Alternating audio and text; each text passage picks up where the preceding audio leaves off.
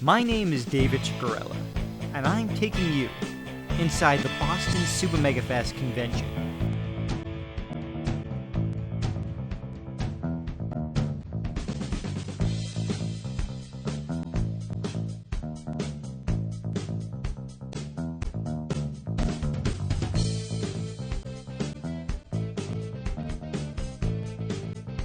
Held yearly at the Sheraton Hotel in Framingham, Massachusetts. This convention is for people interested in sci-fi, comics, and television. Fans can meet and greet with celebrities, buy collectibles, and even help R2-D2 fight against the Empire. Every year, Super Megafest always has an impressive group of celebrities ready to meet fans. This year's list included Patrick Stewart, Sean Astin, Anthony Michael Hall, Peter Tork, and many more. I had a quick chat with Peter Tork, and we talked about the latest Monkees reunion. How was the reunion with Mickey and Davey? It was fabulous. It was fabulous. Yeah, it was great. I wish you could have kept on with it. The show was wonderful, lots of fun. Stuff got in the way. Business stuff. Stuff. What's one of your favorite Monkey songs to perform live? To perform live, well, I've never performed Ryu Shiyu live, but that's been my favorite piece of monkey music.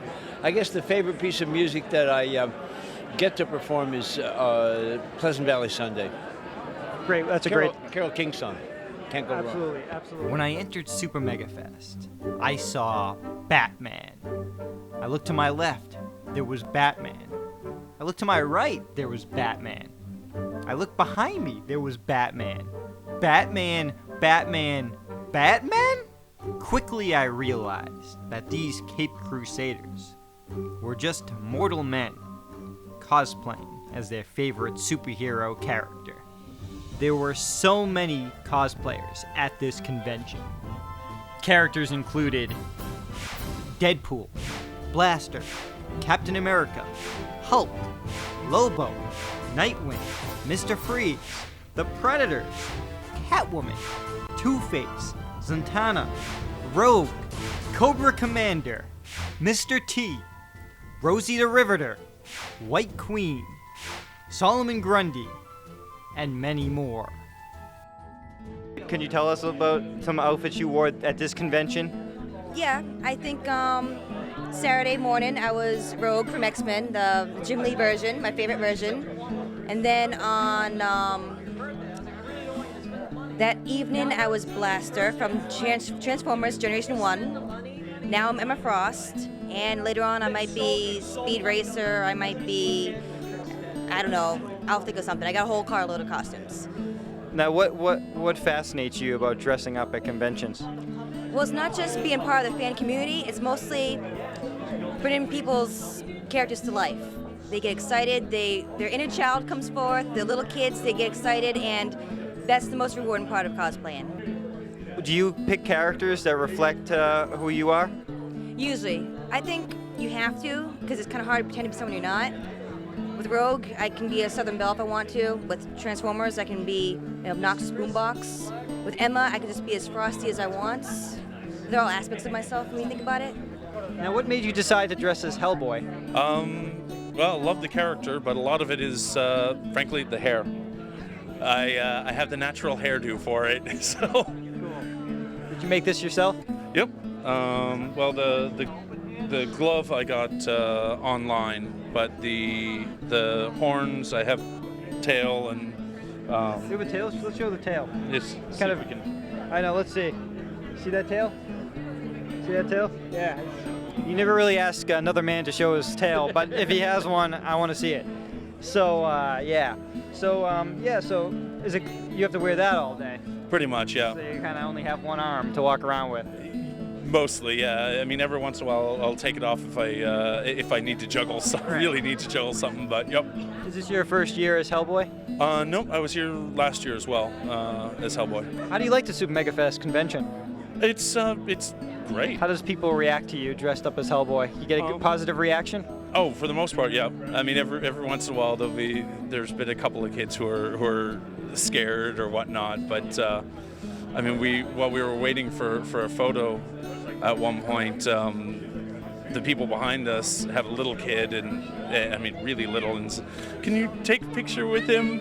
And I said, "Sure." So, can you hold him? So I'm like, "Yeah, I got 2 of my own, so nice. I certainly know how to hold them." So we did. We took a picture like that. Do you dress up often, or is this your first time? My first time. That's awesome. That's great. And did you make this costume yourself? I made the cowl. The rest I kind of put together with other stuff. So yeah. That's fantastic. Yeah. Are you a big fan of comics and everything? Yeah, I'm more the Marvel guy than the DC guy, but I kind of just changed the site for this one. So what made you decide as Batman out of all those superheroes? well, my other half is usually Catwoman, Okay. so I wanted to go something in the DC range this time. Oh, that's great. That's awesome. So now over in the UK, in England, when you were growing up, did they have a lot of Batman stuff, or is it? Yeah, we were kind of limited with the kind of the superhero stuff. It kind of grew more in the late 70s, 80s, and then it's pretty big like it is here in the US now. So there's a lot of good stores out there in the centre of London. How does the UK comic conventions differ from these ones? There's a lot more vendors for comic books in the UK, certainly. It's a real hard thing to get hold of good comics. It's harder to get good quality comics, the back issues. So you get a lot of good vendors out there. You're just telling me off camera why you like Two-Face so much. Could you could you explain that again? Yeah, I don't know what. I'm drawn to characters of duality for some reason. I love Two-Face and I love Jekyll and Hyde, things like that. The ability to change from one person to another in a split second, I just love it. I don't know why. Last year you dressed like Scarecrow. Yeah. But now you changed it up. Now why is Santana? It was his fault. Yeah. You wanted her? Okay. Yeah. I thought she would make a good Zatanna. And she does. I agree. Good choice. We have her in today. We have her in pants because it's a little cold outside, but we did the full fishnets and everything normally. So Excellent. Are you a fan of the character anyway, Santana? Yeah, Cool. I am. What attracts you to the magic characters? Magic characters, just escaping reality. going to a place where you can do anything you want, be anything you want. That's with cosplay as well. You can be anything, do anything. As you can tell, because the Shredder just walked past us. yeah, And Hellboy. Right. Now, how long does it take to get this makeup off your face? Off. On. How long does it take on? On about an hour and a half. Off somewhere around an hour. Wow. Is that Get a little closer in with the makeup. Yeah. Now check out the eye, the contact. Is that custom made or what? No. It's actually probably not very safe, but it's one of the $10, $11 ones that you can buy online. Nice. The second time I met Kevin was at New York Comic Con this past October, and it was like really cool, and it's like he was doing the Arkham City panel, and it was like great. It was really cool, great panel. They showed some spoilers. Of course, the game's out now, but it was great. At the end of the panel, everybody rushed the stage. There was like 50 people. At least 50 people rushing, and they're signing sneakers, signing whatever. And I'm like, oh my goodness, I'm never gonna get my pieces signed. So I'm like, I looked over. Let's not reveal how you met him. Okay. Because I think that would, that'd be a secret. But Right. but then you did meet Kevin Conroy. Yes, I did meet Kevin Conroy, and he actually kind of remembered me because I showed him. I said this piece that you signed, and he goes, "Oh my goodness, I remember that piece. You're the guy from Boston." And I'm like, "Yeah." And he goes, "That's pretty much the only piece I ever signed and quoted." He goes, "That's pretty cool." And I'm like, I said, "You were really fantastic, man. Thank you." He goes, "No, so thank you," and really gracious and everything. With Anthony Michael Hall, really quick. Did you have any words with him today or yesterday? No, I talked to him yesterday in my suit. I mean, he saw me in my suit, and he's like, "Oh, I gotta get a picture." And it's just like, I said, "Well, that's what I'm here for." It's like, he goes, "My goodness, you even do the voice when I do the male voice," Yeah. So he was like, "Wow, that's not my computer." I said, "Yeah, I know." He goes, "You do that really, really cool." So I'm like, "Thank you very much." So as you can tell, Matches Malone, he not only the stars are actually going to him to get pictures taken. He doesn't go to the stars. That tells you something about his dedication to Batman. I talked to two actors who are very familiar playing superheroes. Ron Ely most famously played Tarzan in the 1960s, and Rex Smith, who played the Marvel superhero Daredevil in The Trial of the Incredible Hulk. Did you watch any of the old Tarzans with Johnny Weissmuller to prepare for this role? Well, of course, Johnny Weissmuller was, quote, my Tarzan, unquote, because that was generational there. And I've learned that is a generational comment. In other words, people say, well, you were my Tarzan, and some older people say Johnny Weissmuller was mine. And a lot of people know the Johnny Weissmuller name because there was a picture a year for 12 years out there, so it went on. But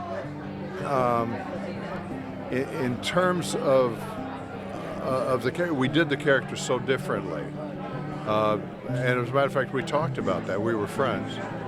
And Johnny was not an actor doing the part, so he took it, in the only way basically that worked for him. I came into it as an actor, so I approached it as an actor. What do you think the appeal and long-lasting appeal of Tarzan is for someone who has no powers? Well, you have to go back to the 1912 version of Tarzan, which was the book, which was published in 1912.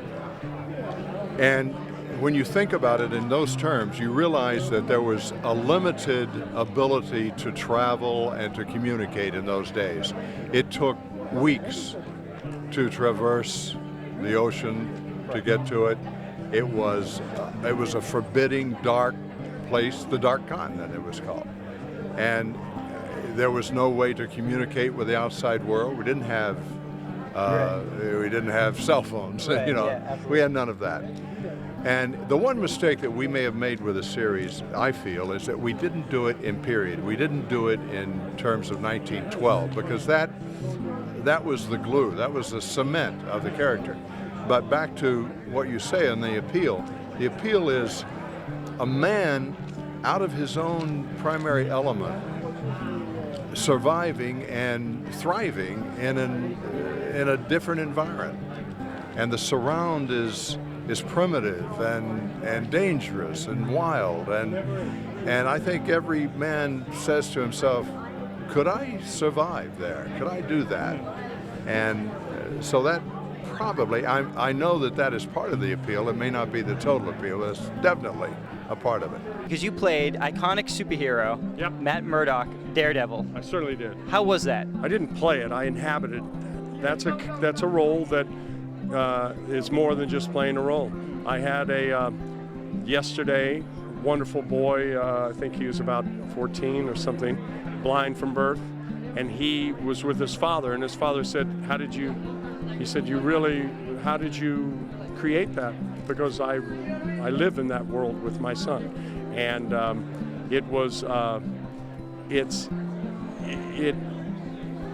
I'm not saying rolling up your sleeves, but it's an empathetic role. It's one that you go beyond just a lot of superficial. I try not to be that in a character, but to have that added thing of that Matt Murdock was blind gave it an empathy, that I tried to be as honest as I could with it, I have fond memories watching that one as a child. It was great. How was Bill Bixby and Lou Ferrigno? Well, Lou's just a professional, wonderful, sweet man. And I remember meeting him the first time. He was wearing a loose sweater, and I'm going, okay, this guy's not so big. And then I saw him in the green with those ham hock, that chest. I was like, holy cow, there's the Hulk. Bill Bixby, besides, on top of being a great director and leading that company to build so many of those movies and shows, he had terrific terrific tragedies in his personal life that he however he did, things that could knock a lot of people down and never get back up, and he certainly lived life to the fullest. He was a wonderful man. I was so sorry he went so quickly. See the Daredevil film, and did you like it? I was really expecting more out of it. that I thought, I don't think that film, Affleck's a great actor. I think that the film itself did not it wasn't 1/10 of what these other Iron Mans and stuff are doing. And it's a shame they kind of blew that franchise in not really bringing it to fruition. This was the first year at Super Megafest that I felt the presence of the long-running British sci-fi TV show Doctor Who. Many fans dressed up as the Doctor, showing their love for the different incarnations of the Time Lord. Tom Baker is my favorite Doctor, very, very closely followed by David Tennant, the 10th. I think Matt Smith is doing a good job right now. A little manic, but... More manic than previous Doctors. Yes. Did you make this outfit yourself? I did. The scarf was made by my grandmother for me. I sat down, got the pattern for her, and she sat down for the next 6 months and knit this enormous thing. The pants, the coat, and the vest are all thrift store finds. Oh, wow. Just very lucky over the years. I've been wearing variations on this outfit for 14 years. Now you better over time. Yeah, you were dressing up long before it was cool to be the Doctor. Oh yes. I was a fan of the original series. Back when I joined the Science Fiction and Fantasy Club at my college, William and Mary, the first question I would ask people is, who here has heard of Doctor Who? And if I got 3 hands up, I was doing very well. Did you make this costume yourself? I put it together myself. It's a custom tailored suit from Nepal and an Abbey shot overcoat. How long have you been a fan of Doctor Who? Believe it or not, less than a year and a half. But I do remember watching it when I was younger on WGBH. Which Doctor do you remember? I remember watching John Petrie and Tom Baker growing up. Oh, the 3rd and the 4th Doctor. Excellent. So you must really get this big fascination about the Doctor if you've just been watching it for a short time and then decided to dress up like him. Yes, he grew on me real quick, especially, the 10th Doctor. And, I figured I could pull him off real well. He's short and skinny, I'm short and skinny, so figured it'd be a good, person to costume as. Right, so. right. Do you ever want to travel to the UK, to England someday to go to a Doctor Who convention? Yeah, to go to Cardiff and try to find a police box and stuff like that. England. Excellent. England definitely is on my one of the places I want to visit. Actor Jeremy Bulloch, best known for playing Boba Fett in Star Wars, appeared in 2 Doctor Who stories: The Space Museum in 1965 and The Time Warrior in 1973. Time Warrior was interesting because it marked Elizabeth Sladen's first appearance as Sarah Jane. How was that working with both John and Elizabeth? Well, it was great because that story, The Time Warrior, was her first story. She was still with her. I'm glad you had fun working on Doctor Who. Well, certainly with John Kirby, it was just non-stop giggles. Very naughty, especially professional. He was now William Hartnell was a little bit more. Well, yeah, he was very much the straight actor. He's done some wonderful roles. Usually it's Royal Sergeant Major. He would try and tell you what to do, which you understand. But in the end, he said, well done, son. You've been listening. You've done your job well done. So you have to have that accolade. Would you want to return to Doctor Who? Oh yeah, I would definitely love to do another story. Have you seen it? Have you seen the new series at all? Yeah, I think it's very good. I don't see a lot of it. But what I see, and the way we had yet another new Doctor, he did a fantastic job. Very difficult from Chris. Then you had David and then Matt Smith, right? Matt Smith has done a fantastic job. That was my look at Super Megafest 2011. Next year, please come, walk down Artist Alley, get your picture taken in the Batmobile, and have a blast. This is David Ciccariella. Thanks for watching.